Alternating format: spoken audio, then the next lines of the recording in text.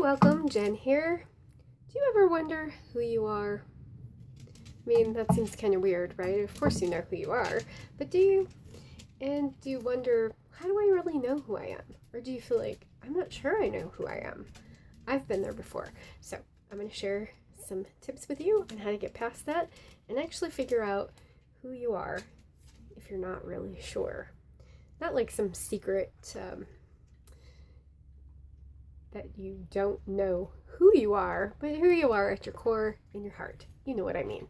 Anyway, I'm Jen Kunkel. I'm the creator of the Wild Worth Method, and that is designed to help you stop going from insignificant, invisible, unfulfilled, and instead unleash your wild, savvy self, where you know who you are, what you stand for, what you want your life to look like, and you're taking purposeful, inspired action towards that, while most importantly, enjoying the journey along the way. And a lot of this has to do with self-worth, which is why Wild Worth Method. Okay, so first pillar actually in the Wild Worth Method is to figure out who you are. Not just who you are on the surface, who you are that your parents wanted you to be, who you are that society wants you to be, but who you are at your core, in your heart, in your soul. So first of all, when I was younger, I was so confused about it. Like, I would hear somebody say, be yourself, just be yourself, because I used to be super shy and really afraid to talk to people. And I didn't want people to know that I was afraid to talk to people either. So I did my best to put on a good front, but I don't really think, I don't think that was entirely successful. And people would tell me, well, just be yourself. And I don't think I ever really said this out loud because I felt like weird or dumb that I didn't know who I was. I felt like, oh my gosh, everybody else knows who they are. Some people know what they want to be when they grow up. We're like 8 years old, and how do you know you want to be a doctor? Or even as a teenager, people who knew what they wanted to do when they grew up. I was like, oh my gosh, I don't even know what I want to do tomorrow. I don't know, I have no clue.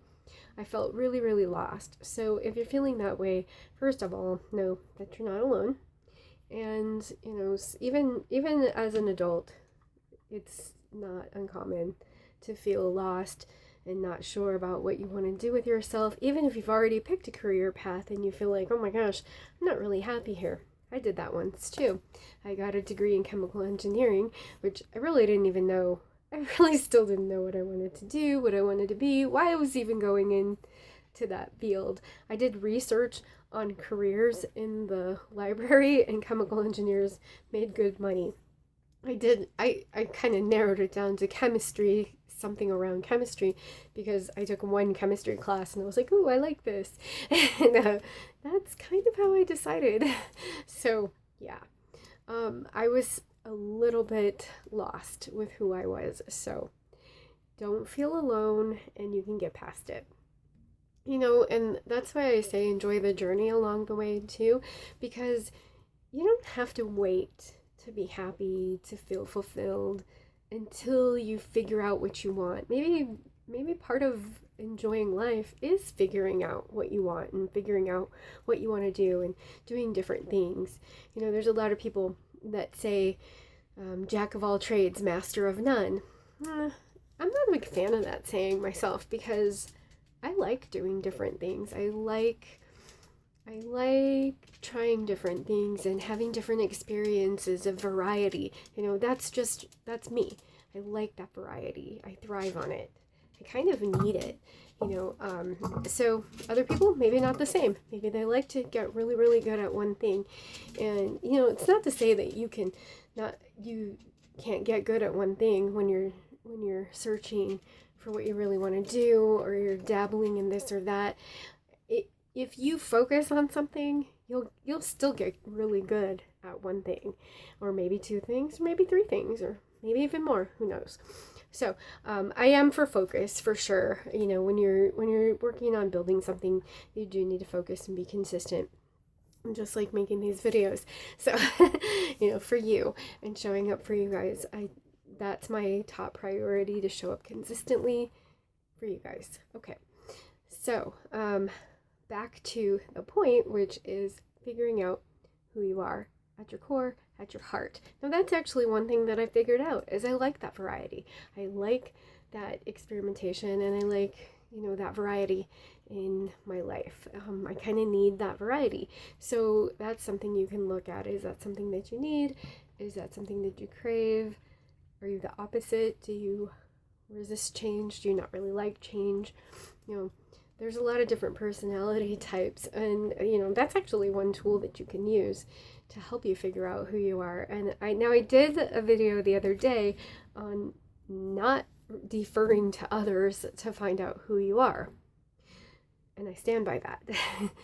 That said, there are tools that can help you, but I'm more a fan of the things that tap into you, into your heart. So why does this matter? Why do you need to know who you are? Well, it helps you make decisions. It helps you make the right kind of decisions that are really going to fit and mesh with what you really want at your core, what's really going to fulfill you, what's really going to satisfy you. So if you know that you are a person who likes variety, you like change, or you like something creative, but you end up going into more of an analytical type of a career because maybe your parents did or something, then you're not really going to be fulfilled. You might be happy, you might be content, you might do okay. It doesn't mean you're going to be fulfilled. So find what your heart really wants, what's on your heart to do. And I'm going to share with you a few ways that you can do that. First of all, meditation. I'm a big fan of meditation. I think it is useful for looking within. It is one of the most powerful things for looking within. And when I say meditation, I do mean, the traditional idea of meditation where you're sitting quietly, taking deep breaths, and maybe a guided vision meditation, which I actually have a guided vision meditation as part of the fourth pillar, the design pillar of the Wild Worth methodology, where you actually go through and envision, an ideal day at different points in your life, so, and different time frames. So that's pretty cool, and that's helpful. Even just to tap into your intuition to tell you what decision to make in a certain situation. If you're struggling with a decision, like a big life decision, and you're not sure which direction to go, getting quiet in your mind and stepping back and really it's kind of like letting go of thinking, though. It's not like thinking, it's letting go of thinking. You remember those pictures that in, I think, I don't know, the 80s or the 90s, where it was just this pattern that was on the picture, and they would say focus on it. I actually was never really able to see any of the pictures in those. So they would say to focus really hard, but then you're not really focusing, and then you would see the picture. I think I maybe got a vague glimpse of one once when I realized it wasn't to focus, it was to not focus. So it's kind of like meditating and, kind of stepping back from a decision. So try that. So that's one way you can do it, is meditating. There's all different kinds of tools that you can use there. Another tool that I really liked, that I did a long time ago, there's a few of these that I did a long time ago that were super helpful, and I include these in the Wild Worth methodology also, but I'll just kind of go over them briefly here and tell you what they are. So first of all, is to this might sound morbid to some people. It's not meant to be morbid at all, but it's to write your own eulogy, to think about when your life is at the end, and don't imagine any certain age or anything. Just imagine the kinds of things that you would like people to say about your character, about your personality, your who you were as a person. So imagine what you would like to be remembered as, how you'd like to be remembered, how you want to make people feel, how you want to leave that lasting imprint when you're gone. So that is one very practical method, is to write your own eulogy.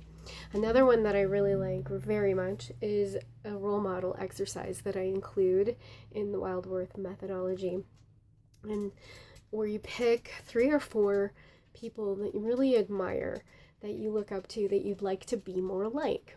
Okay, and again, and still, even with this, you're still deferring to your own heart. Okay, so pick these people that you really admire things about, and write down the characteristics about them that you really admire, that you like, that you may like to model. So it's not guaranteed. You don't want this to be superficial. So there's a little more depth into that, but that's the gist of that exercise, where you choose those role models. Think about why you're choosing them. Like, what is it that you like about them? Because there may be aspects that you don't like about them, or that you would not want to replicate for yourself. But it sort of helps you start to get in touch with characteristics that resonate with you, that you connect with, that you find appealing, and that you would like to cultivate more in yourself. So again, always with each characteristic, you always defer back to your heart, because it might be something that you admire about someone else, but maybe it isn't something that you really are passionate about for yourself. So you have to use that discernment when you do that exercise as well. Okay, so that's the three tips I'm giving you today. 1, introspective meditation, where you're looking within to discover who you are at your heart, and that's always the go-to, even if you use it in conjunction with all the other ones. Any other exercise you do, always tap into your heart as well. Number 2, the eulogy exercise, where you make note of how you would like to be remembered when you're gone. And number 3, the role model exercise, where you're looking at characteristics of other people, and you're going to see which ones of those you might like to apply for yourself, that you might like to work on cultivating in yourself. All right, so that is our 3 tips on how to get to know yourself better, how to figure out who you are if you're feeling lost and confused. And as always, never beat yourself up about any of this, because it's all a process. Remember to enjoy the journey as you're going. And thank you so much for joining me today. Have a wonderful day, much love, and remember, you are more powerful than you know.